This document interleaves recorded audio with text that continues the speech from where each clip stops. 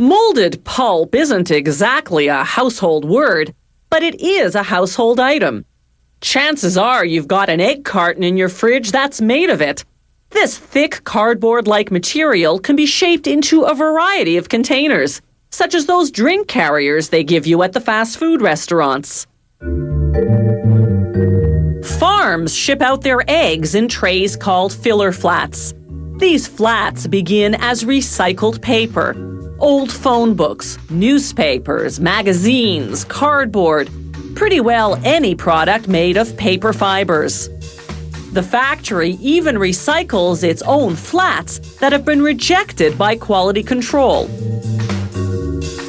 The raw materials go into what's called the pulper, a giant blender that mashes everything up and blends it with hot water that's 43 to 65 degrees Celsius. The hot water swells the fibers, causing them to break apart. After 20 minutes, they become pulp, a watery mixture roughly the consistency of hot oatmeal. The pulp exits out the bottom of the pulper through a filter that screens out plastics and other contaminants. Shaping the flats is a fully automated process. Formation molds descend into a vat filled with pulp. A vacuum sucks the mushy mixture onto them. Water jets rinse off the excess. Rotating above are transfer molds. They grab the flats off the formation molds and move them onto a conveyor. Before the transfer molds grab the flats, though, a brush applies a water-based lubricant.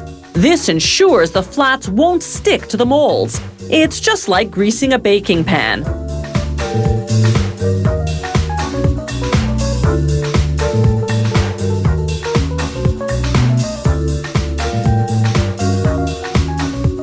The molds themselves are made of bronze, plastic, or aluminum, depending on how long the factory intends to use them.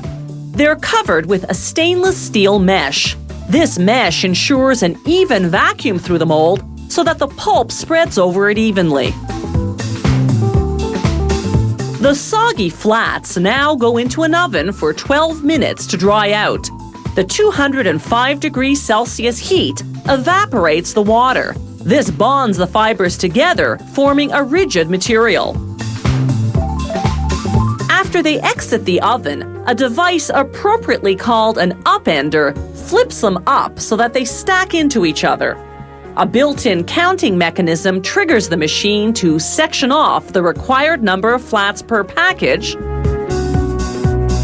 then compress them, and seal them in plastic film to keep the dust out.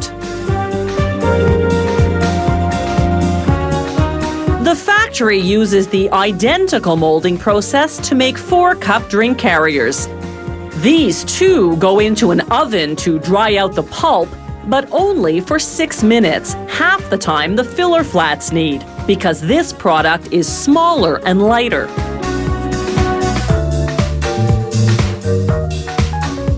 Automated compactors stack the finished drink carriers. Then workers compress them for packing and shipping. The factory also makes disposable urinal bottles for hospitals. They add chemicals to the pulp to make the bottles liquid tight. These molds are three-dimensional and lined with mesh on the inside. When they submerge into the pulp vat, a vacuum sucks in the pulp. When they resurface, water jets rinse the excess pulp off the bottlenecks, and the vacuum sucks out the water.